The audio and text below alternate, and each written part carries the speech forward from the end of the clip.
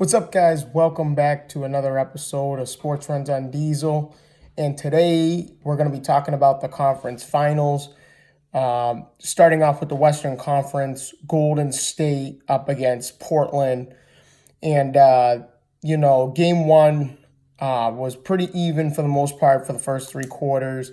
And then Golden State took off in the fourth quarter behind 9 3-pointers from Steph Curry, a total of 36 points. His right-hand man, Klay Thompson, with 26 points. They combined for 62 points here in game one as they onslaught Portland 116-94. So the thing here in this game that I took from this game was Golden State now has to do it again in terms of Curry and Klay Thompson. They have to combine for more than 60 points again tonight because still Kevin Durant is out. He's out again tonight. He won't be reevaluated until Thursday. So that's the big thing here is Curry and Klay Thompson need a repeat performance tonight in game two. Golden State had a lot of key contributors here in game one. Just about everyone scored except one player. Golden State is at home too. They shot 50% overall from the field. They shot 52% from downtown, 17 of 33 from downtown. They outscored Portland 17-2 in the fast break points. A key thing to this game was they had 30 assists on 42 made field goals.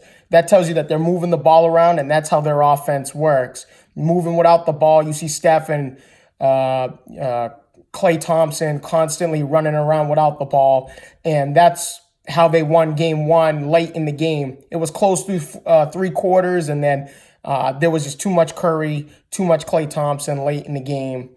But Portland's got to step up here, especially Lillard and CJ McCollum, combined 11 of 31 shooting, 36 points combined. They had some good moments in the game. Hood and Harkless both scored 17 points each. But the problem I have with Portland in game one is 21 assists, 21 turnovers, and that's huge. Even though Golden State only had 12 points off of those 21 turnovers, still turning over the ball against the two-time reigning champs, you cannot do it, especially with Curry and Klay raining threes like crazy. So, overall they shot 36% from the field, 25% from three-point range. But there was some bright moments for Portland. They had 31 free throw attempts compared to Golden State's 18 free throw attempts. So that's telling you they're driving to the rim, they're forcing the refs to make a call. And they made 27 of those 31 free throw attempts. So that's what kept Portland in the game most of the game. They also had 31 points off of 14 Golden State turnovers. So that also tells you that they take advantage of turnovers by the opposition, and they score, and they make sure to score on the other end. But like I said, with Golden State, they fast break points 17-2. I think Portland needs to, if they have a chance to get fast break opportunities, they need to go and they need to push the pace. Even though it's playing at Golden State's pace, you need to match what they're doing because it's the only way you're going to keep up with them. So, obviously, we know Lillard and CJ McCollum, they're not going to have a repeat performance like that here in game two tonight. And like I said, Curry, Klay Thompson have to combine for more than 60 points again tonight without Kevin Durant. I think their offense is more free-flowing without Durant because Durant is a ball hawk and he is constantly looking for the ball and he's a constant scorer on the offense. So, but I have my prediction is Portland's going to win the series in 7 games, and that's only because I want Portland to win.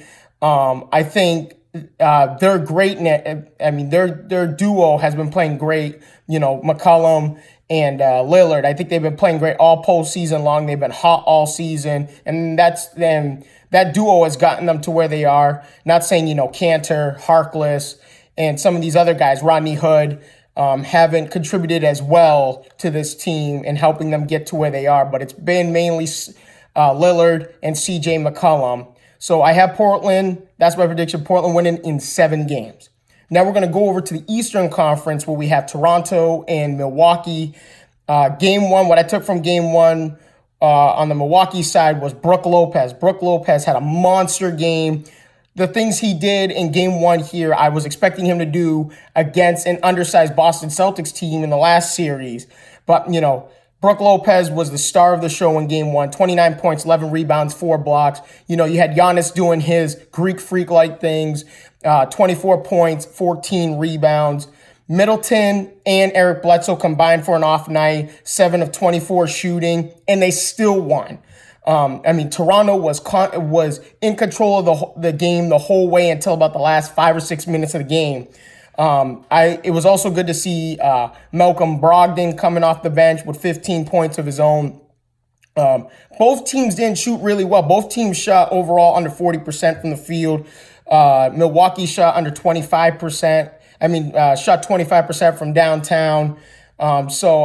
Milwaukee, keep doing what you're doing if you're Milwaukee, keep having Giannis drive to the rim, dish it out to his teammates, because eventually those shots from Ilyasova, Mirotic, Brook Lopez, Brogdon, Pat Connaughton, those guys are going to keep hitting threes night in and night out if Giannis keeps doing what he's doing. And Brook Lopez, I think Brook Lopez needs to go back down into the paint and beast and feast on these guys, like Shaq says, barbecue chicken mode on these guys. And, because that's what he did the first 8 years when he was in Brooklyn. And, he was averaging 20 points, more than 10 rebounds a game. I think Brook Lopez needs to go back to doing that in this series, because look what he did in game one. A big key factor in this game for me was Toronto had 4 guys who played 40-plus minutes. Milwaukee on the other side didn't have anyone on their team play more than 40 minutes. Giannis played 37 minutes, which is the most out of anyone on the team. Everyone else played between 30 and 35 minutes. And what that's going to say as the series goes along is Milwaukee's got a deeper team than Toronto, and that's why I have Milwaukee winning the series as my prediction in 6 games. I think Toronto's going to get tired eventually. Even though they had some, like I said, Toronto was in control of this whole game. Kawhi Leonard did his thing, 31 points, 9 rebounds. Kyle Lowry came out of that shooting slump, 30 points, 7 of 9 from downtown. Siakam was a little bit of a letdown, 6 of 20 shooting for only 15 points. I think Siakam needs to have better shot selection. He went 2 of 9 from downtown. Even though some of those looks were wide open, I really do think that Siakam needs to keep going to the rim.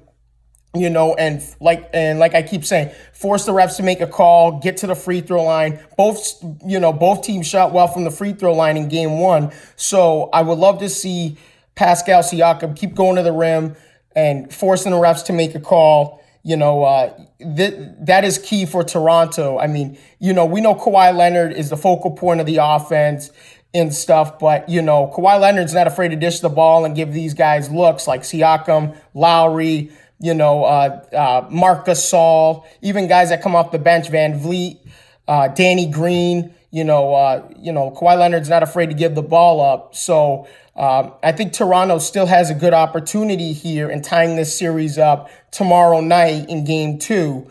We'll see what happens. But I want to thank you guys for your time. Comment below, smash that like button. And we'll see what happens here in the next upcoming game 2s here, both for Portland and Golden State up again, and Toronto and Milwaukee. So once again, thank you guys. Have a great day.